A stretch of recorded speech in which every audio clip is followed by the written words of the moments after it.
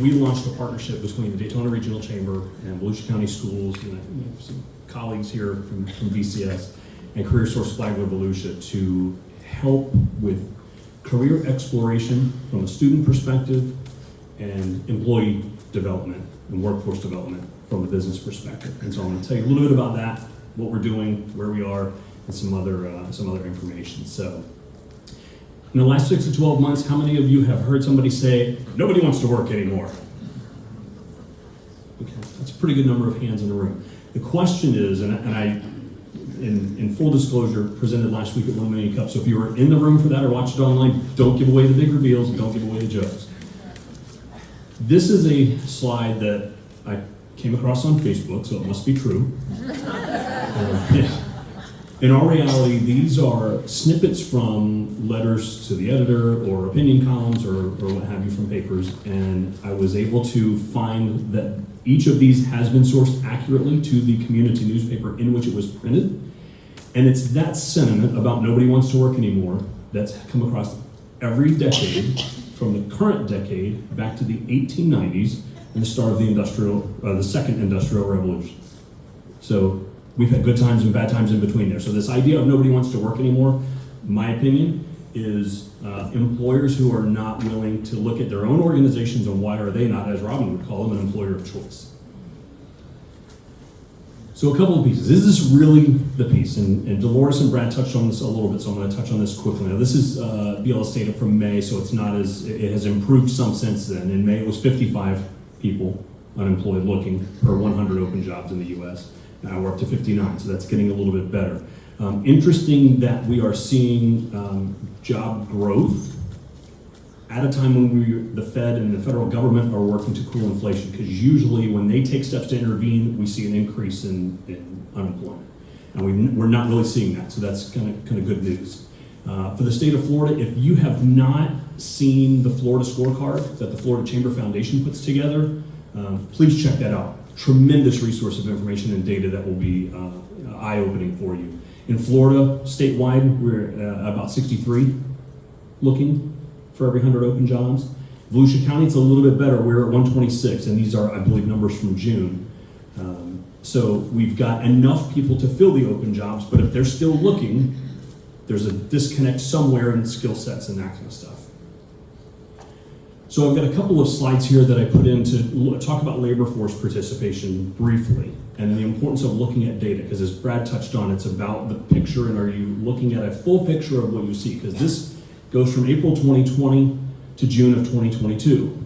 And if I were up here painting a rosy picture, I would say, look, the labor force participation is growing, things are great in Volusia County and in the state of Florida and in the United States.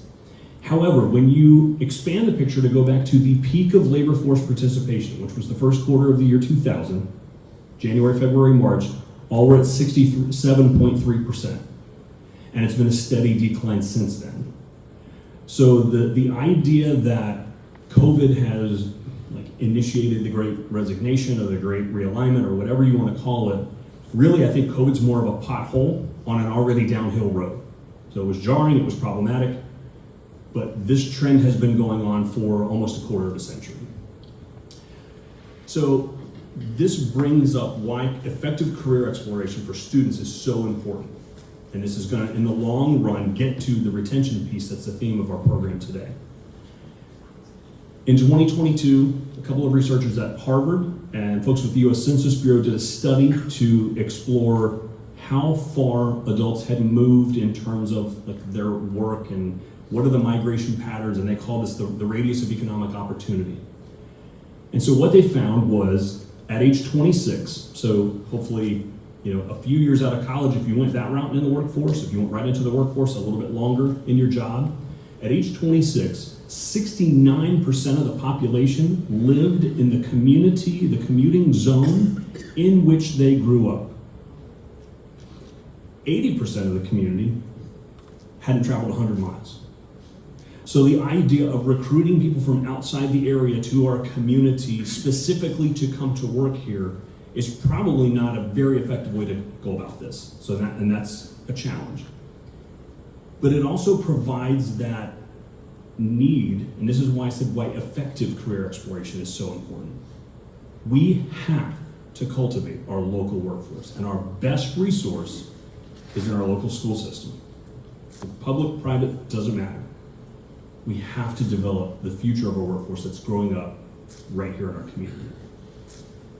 So the problem is, I have all these folks and I'll say, Ken, this is great, but I need somebody Wednesday. What I'm going to share with you is not going to get you somebody for Wednesday. If somebody comes up to me and says, I need somebody for Wednesday, I'm going to refer you to the fabulous team at Career Source Flagler Volusia, and they can assist you with that effort. But this will help play the long game.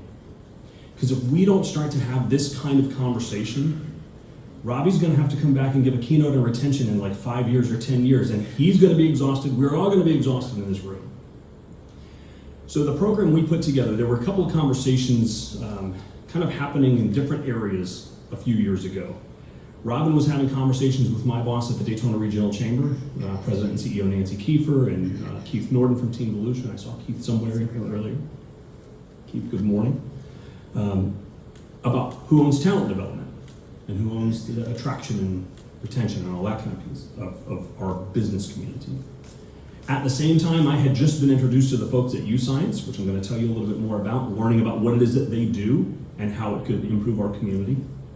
And simultaneously, leadership of Volusia County Schools was having a conversation about what do they do to better get into career exploration for their students so that they're equipped for a bright future.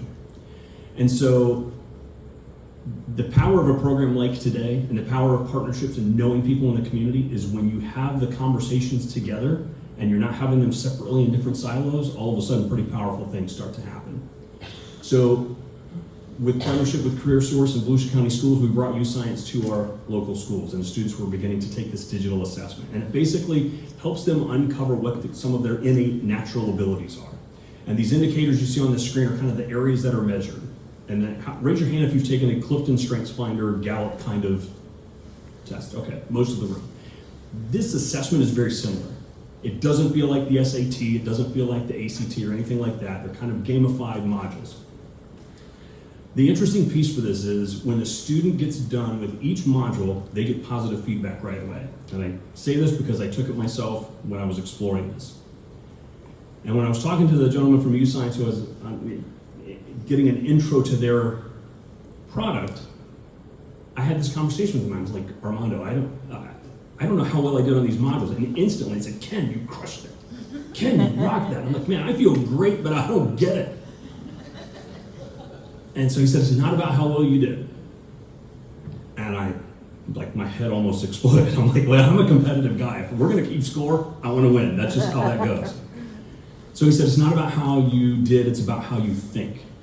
And I said, you're going to have to explain it to me a little different because it's still, I'm not making the connection. And the illustration area that you can see on the screen with the 6 images, right? That's one of those where you got 6 images. Identify the 3 that have something in common. And there's 2 that are a couple of pairs that are really easy, all right? And it's always the struggle to find the 3rd piece of that. So Armando explains this to me as if you, and this is just one example, but he said if you have a student who gets this answer correct and does it quickly, 20 to 30 seconds, they may have a skill set or a mentality that would be beneficial in emergency medicine. Because if you're an emergency room doctor, the patient rolls through the doors on a gurney, they're probably not telling you anything else. You're getting limited information from the EMTs. You have to take the data you have, make the best decision you can, and start treatment. I said if you have a different student who gets the answer correct, and maybe they take 4 minutes, you don't want them to be your emergency room doctor because you will code out on the gurney. But that student, he says, maybe they're going to be a great accountant because they want to verify all the data before they advise a client on what's the next best step for them. That's when the light bulb went off for me. He said, it's not that you've got 2 students, one is not smarter than the other, they just think differently.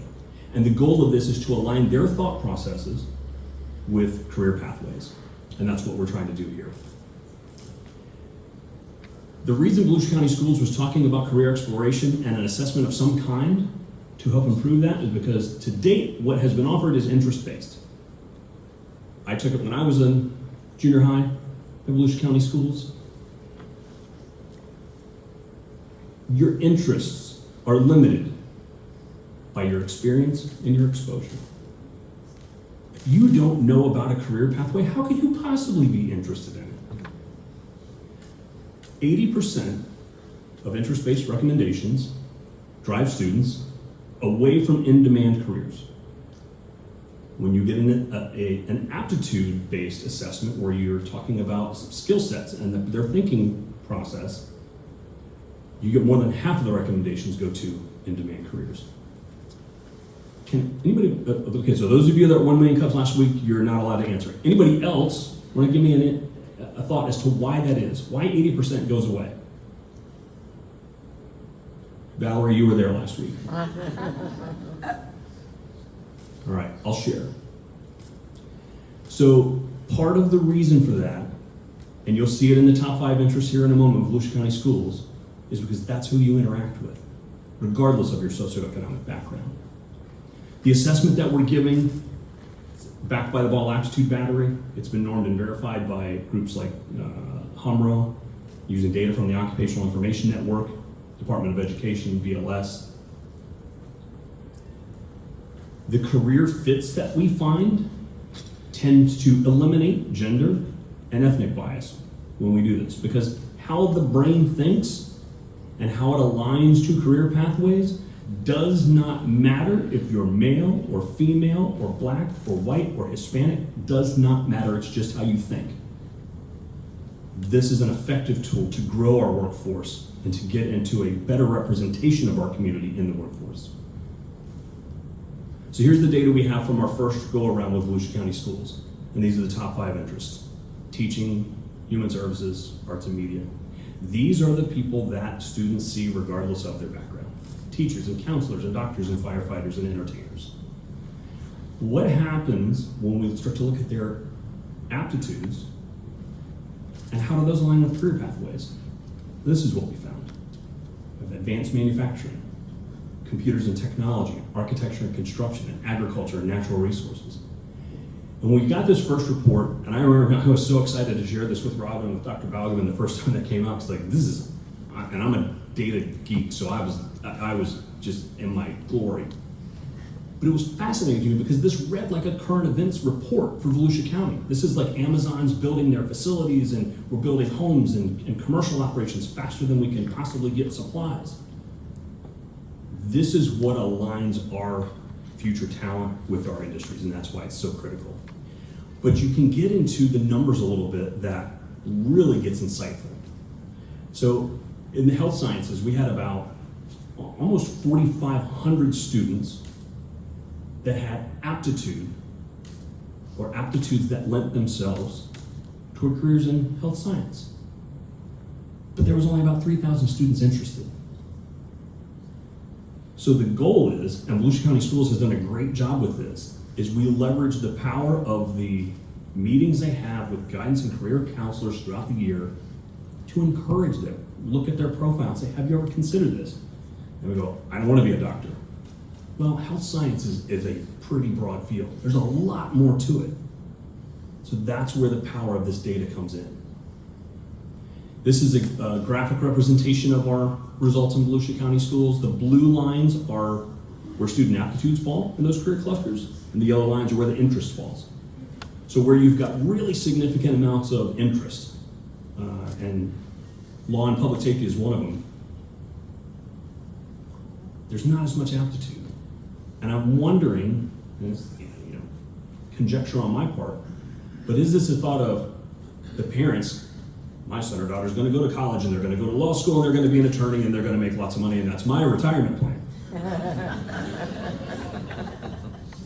But if they don't have the aptitudes to be successful for it, they're going to be miserable. So trying to get them, the aptitudes gives them the things, hey, these are things that maybe you're going to be good at. Then you have the opportunity to leverage their interest. Okay, what is it you like to do? Because if you like to do something and you're good at it, you're probably going to be pretty fulfilled in your work. And what do you think that's going to reduce? Say it with me. Burnout, turnover. Turnover. It's going to send retention through the roof, and that's part of what we're doing here. Similar data for our middle schools, but this is the piece, this is my ask, I think our collective ask of those of you that are in the room today, and we hope that you will become ambassadors and spread the word and get others to do it. This image on the screen, these cards, they're over on the table, so take one of those. Where the business community connects with this is on the employer spotlight through YouScience. It is the ability for companies to upload information about themselves so that students can discover they have opportunities right here in Volusia and Flagler counties. Because our goal is to not have them leave, the 30% or whatever at age 26 that could potentially move. We want to keep them. Basically, it's a very simple, about a 10-minute process, free for you to do. You upload your logo, a little bit of information about your company, and then you can get into clicking the career areas for which you hire at your organization.